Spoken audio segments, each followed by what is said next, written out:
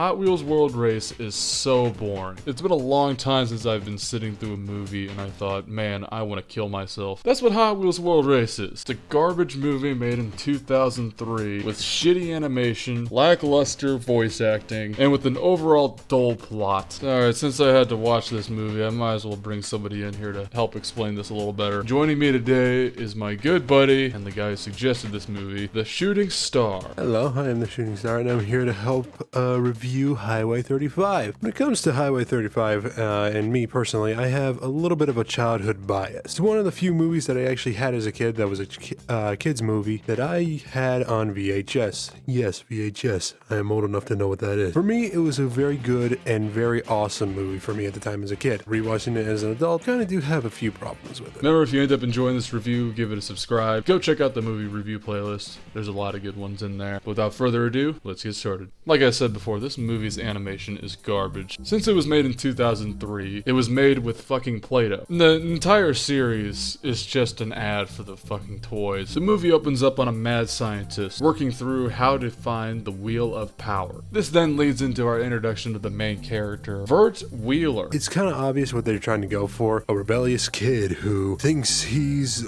all this shit and doesn't need a team to go ahead and go through life. When it comes to Vert, he is definitely not the strongest character, especially for somebody who's the main character. He's not the strongest character in the beginning, not the strongest character kind of in general, but he does end up becoming one of the strongest characters. His dad is a military man who they don't really show through most of the movie. He's also very neglectful. His dad has to go on a mission. Vert just bitches and moans, and then he leaves. Later we find out that Vert Wheeler gets a perfect score on his driving test. So naturally the scientist somehow gets a hold of this kid and was like, hey, I want you to compete in this world race with all the different racers. Some who are more experienced, others who aren't, like you. Winner gets $5 million and a pat on the back. The thing is, with this version of this type of story and some other ones, usually it's the story of the kid gets put into a place he doesn't want to be and gets led to ultimate power. This one, he wants to be. To incentivize Vert to get into this race, they delivered him a custom-made car. How the fuck did they find this address? Like, I guess it's just okay to give a car to a minor. Where the fuck is the government in all this? So you got this crazy scientist, right, doing all these different experiments. He's talking to all these different drivers, reaching a bunch of different contacts. Why is he studying this? I don't think we're ever gonna really know the answer to that question. I don't know what made him find the dimension in the first place. One thing that is definitely actually a problem that I kind of have to bring up though right fast is just like, as much as I do love this movie, and do believe me, I do love this movie a lot, it's one of those movies where it's just kind of like, it feels very memorable, but also very forgettable at the same time. And it's kind of sad to say because it is a really good movie. Anyway, he drives to this compound and immediately they jump into the first race, which somehow he has like portal technology that takes him to the track, which is complete bullshit, by the way, and we'll get to that. What I do have to say would be a very good thing involved with this movie is the design of not only just the cars, because let's be honest, that's what this movie is pretty much mostly about, just kind of like showing off the design of the cars, which, by the way, they are pretty fucking sick. When it comes to all the other cars, they're very great looking, but if I had to say what is the best part about this movie, it's just the overall design of the racetrack. This is a movie that's built to be a Hot Wheels movie. So they also had to go ahead and focus on the tracks, which they definitely did. Throughout this incredibly dangerous race, these drivers have no issue with most of the course. We meet certain side characters through this, like Kurt, who's supposedly the best driver in the world. Some of the other stories that are in this movie, Kadeen's story is also a good one as well. He's here for the purpose of not himself, but for his family. He wants to be a part of this race so that way he could help everybody, which, I mean, honestly, is very understandable. There are many different sections, including one section that has lava. The course is exactly how you expect it would be for a Hot Wheels movie. All it is just a Hot Wheels track with a really shitty background to it. The cars have different abilities too, so they have like their own unique power-ups to whatever map they're on. But why? If you're trying to make a race that's fair to everyone, wouldn't you want all the drivers to have the same type of vehicle? Why can't they all just drive the same vehicle but just have like different patterns on it? And I guess you can make the argument that the scientist knows what car is going to be best for this track. But then why make the other cars? Why the hell did you get all these different drivers? A trained monkey can do the same things that these people do. And I'm supposed to sit here and be like, woo, go Vert. No, why would I care? Oh, and one of the wave riders gets trapped on a lava rock. Vert, in the first half an hour of having a license, drives on lava. Fucking lava. That's stupid. That's really stupid. God, this movie is fucking terrible. I also hate how Vert sounds. The story, while it is good and is there, and they are definitely trying to tell you the story, feels like it's kind of a little rushed in some areas. Anyway, the first leg of the race ends. Kurt ends up winning that first part of the race, which they talk about winning the first parts of the race like they matter, but in reality, it doesn't mean shit. At the end of the day, you're all gonna end up on a team doing some random bullshit action that the scientist wants you to do. So what the fuck was the point of all that? Speaking of which, the scientist then tells the remaining drivers to form up into teams. Around this time, we get introduced to an unknown driver who's sabotaging the rest of the racers and is working with some evil robot lady. Later, it's revealed to be Kurt, and nobody questioned why this other driver is just suddenly on the course with them, including the scientist of all people. He didn't even care. Hey, I just turned 16. My ass, this kid's 16. Looks like he's 25. Hey, bro, nice wheels.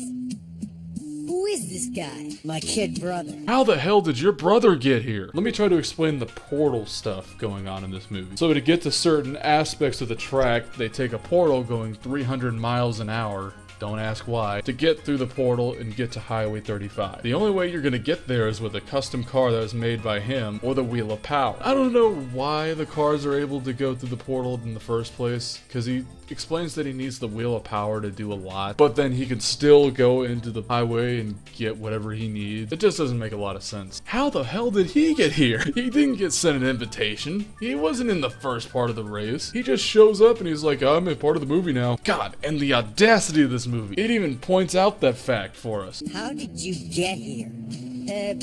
That's not important. The arrogance of this movie to rub that shit in my face. Fuck you. Fuck this movie. Gotta bring it down a notch. The next part of the course, two teams go through a shortcut and they end up next to a windmill. You ever tried something like this? Not since the last time I played miniature golf. God, that line was so fucking lame. They mainly focused on like showing off the races and the cars and all that stuff involved with that, but even then I feel like they could at least made the characters a little bit more memorable in some places. I haven't really touched on this much, but the transitions through the whole movie suck. It's just a spinning Hot Wheels logo that pops up every 2 minutes. It's not even where the scene needs to have a transition. It's just two people are racing, transition! What do you think, Banshee? I came here to race.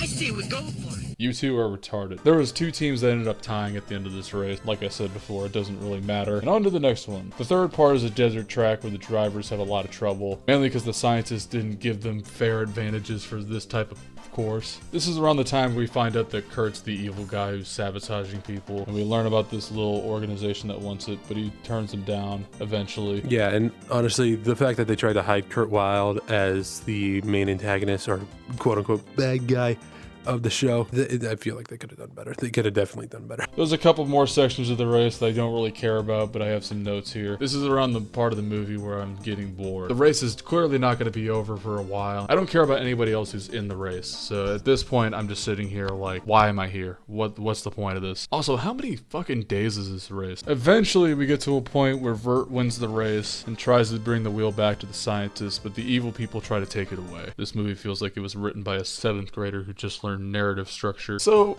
idiotic. There's an evil robot spider thing that shows up during one of the races as well, and I'm just at the point where I'm like, when will this fucking movie end? They ultimately come to the decision to put the wheel back. I once again don't know the rules of the portal because the wheel makes the portal, but also the wheel doesn't make the portals. Please kill me. And then he gets grounded for saving the world. I just saved the world, Dad. That's great. You're still grounded. What the fuck? No offense, Dad, but that's a bullshit punishment. Whatever. I wasn't here for the whole movie anyway. I'm not even your real dad. What? End movie. I thought this movie was gonna be at least funny. Nope. Boring. Boring, boring, boring. Do not recommend it. I guess I'll jump to King of the Hill now. For those of you that don't know what King of the Hill is where I rank all the movies that I've covered previously against the movie I'm covering currently, and I decide what the best movie I've covered is. My current King of the Hill is Kingsman Secret Service, and this movie's not fucking touching it. I can't even begin to describe to you what agonizing horror it is to sit through Hot Wheels. So if you're wondering if this this movie is gonna win King of the Hill? The answer is no. As for my rating of this movie, I've been really harsh on this movie through the whole review.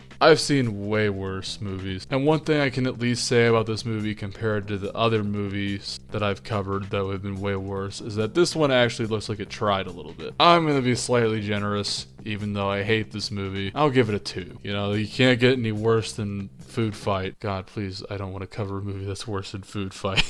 Sorry, do you have anything else to add to this? Well, good and very epic story.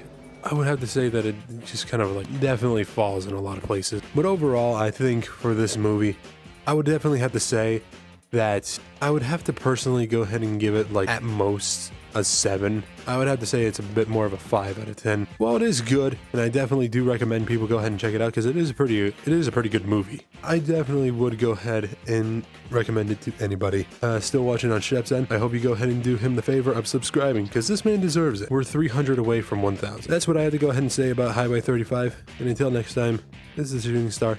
Signing off. Thank you again for having me, Shep. And on that note, I think that's where we're going to end things here. Thank you all for watching this review. Once again, if you did enjoy this, go ahead and subscribe. Go check out the other movie reviews we've done. If you want to be a part of the voting for what movies I cover next, go to Instagram at ShepBandicootClips or join our new Discord server. Link is in the description of this video. Twitch. Go to ShepBandicoot on Twitch. And finally, go ahead and check out Star on YouTube, but especially go check out Star on Twitch. He's doing some great work over there. He's doing a phenomenal job. I hope you check him out. Alright, assholes. I'm 21 now, so I got a bottle of vanilla bean moonshine over here. I'm gonna drink this review away. Cheers!